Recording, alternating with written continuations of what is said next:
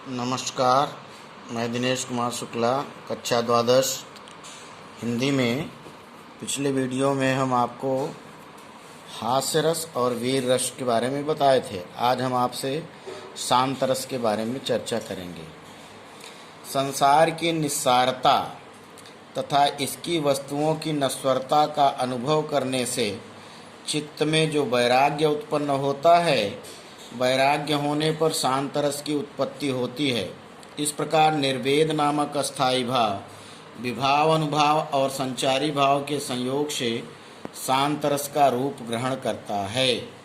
जैसे अबलो नसानी अबना नसई हों, राम कृपा भव निशा सिरानी जागे फिर न डसई हों, पायो नाम चारु चिंतामणि उरकर तेन खसई हों, श्याम रूप रुचि सुचि रुचिर कसौटी चित कंचन ही कसई हों, परवश जानि हस्यों इन इंद्रिन निज बस होई न हसई हों, मन मधुकर पन कर तुलसी रघुपति पद कमल बसई हों।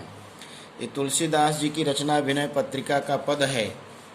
यहाँ पर अस्थाई भाव निर्वेद है, सांसारिक असारता और इंद्रियों द्वारा उपहास उद्दीपन है, स्वतंत्र होने तथा राम के चरणों में रति होने का कथन अनुभाव है, धृति वितर्क मति आदि संचारी भाव है। इन सब से पुष्ट निर्वेद शांत रस की दशा को प्राप्त हुआ है। अब इसके बाद रस आपके पाठ्यक्रम का समाप्त होता है। रस के पश्चात अब हम आपको छंद के बारे में जानकारी कराएंगे। छंद छंद कविता की स्वाभाविक गति के नियमबद्ध रूप को कहते हैं। सामान्य धारणा के अनुसार जातीय संगीत और भाषावृत्ति के आधार पर निर्मित लयादर्श की आवृत्ति को छंद कहते हैं। संक्षेप में अगर हम कहें तो छंद का एक अर्थ बंधन होता है। बंधन मुक्त जो रचना नहीं होती उसे हम गद्य कहते हैं, और बंधन से जो युक्त रचना होती है उसको हम पद्य कहते हैं। छंदों का प्रयोग करने के कारण ही काव्य रचनाएं पद्य कहलाती हैं। हिंदी साहित्य कोश के अनुसार अक्षरों की संख्या एवं क्रम मात्रा गणना यति गति से संबंधित विशिष्ट नियमों से नियोजित पद्य रचना छंद कहलाती है।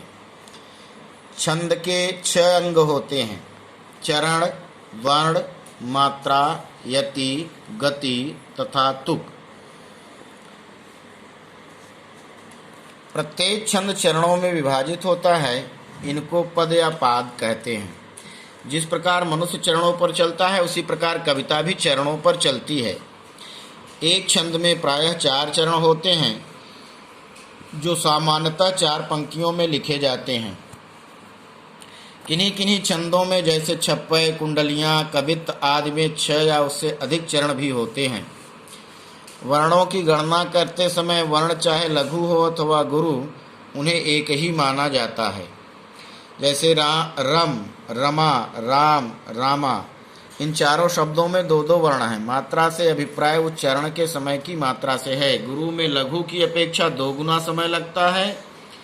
चारों शब्दों में 2-2 वर्ण हैं, इसलिए जहाँ मात्राओं की गणना होती है वहाँ लघु की 1 मात्रा होती है और गुरु की 2। इस प्रकार उपर्युक्त शब्दों में क्रमशः कुल 4 मात्राएं होती हैं। लघु का संकेत खड़ी रेखा से और गुरु का संकेत ये यश के द्वारा, चिन्हों के द्वारा दर्शाया जाता है। लघु के लिए ल, गुरु के लिए ग का संकेत भी प्रयोग करते हैं। अब कुछ नियम हैं। दीर्घ स्वर वाले जिनकी हम 2 मात्राएं मानते हैं वो है बड़ा आ, बड़ी ई, बड़ा उ, ए, ऐ, ओ, औ आदि वर्ण की मात्राएं जिन अक्षरों पर लगी होंगी उन्हें हम दीर्घ मानते हैं। उनकी 2 मात्राएं गणना की जाती हैं। संयुक्त वर्ण से पूर्व का वर्ण भी दीर्घ माना जाता है। अनुस्वार वाले वर्ण, चंद्रबिंदु वाले वर्ण लघु ही माने जाते हैं। विसर्ग वाले वर्ण जैसे अंतःकरण लघु माने जाते हैं। कभी कभी पाद की पूर्ति के लिए अंत का वर्ण गुरु मान लिया जाता है। हलंत वर्ण गिने नहीं जाते, किंतु उनके पूर्व का वर्ण गुरु हो जाता है। कहीं कहीं मात्राओं की गणना में चरण की पूर्ति के लिए उच्चारण को दृष्टि में रखकर लघु को गुरु, गुरु को लघु मान लिया जाता है।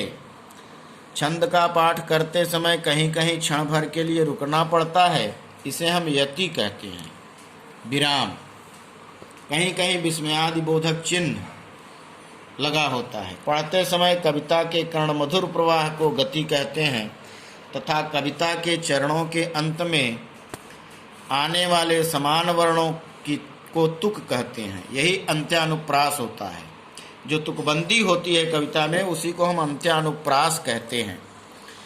3 वर्णों के लघु गुरु के क्रम के योग को गण कहते हैं। गणों की संख्या 8 है। यगण, मगड़, तगड़, रगड़, जगड़, भगड़, नगड़, सगड़।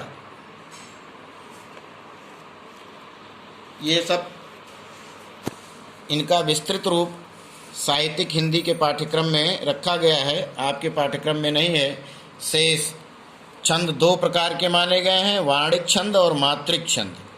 तो आपके पाठ्यक्रम में मात्रिक छंद के अंतर्गत दोहा, चौपाई, रोला, सोरठा, कुंडलियाँ, ऐसे कुल 5 छंद भी आपके पाठ्यक्रम में निर्धारित किए गए हैं, जिनके बारे में हम आगे चर्चा करेंगे। धन्यवाद।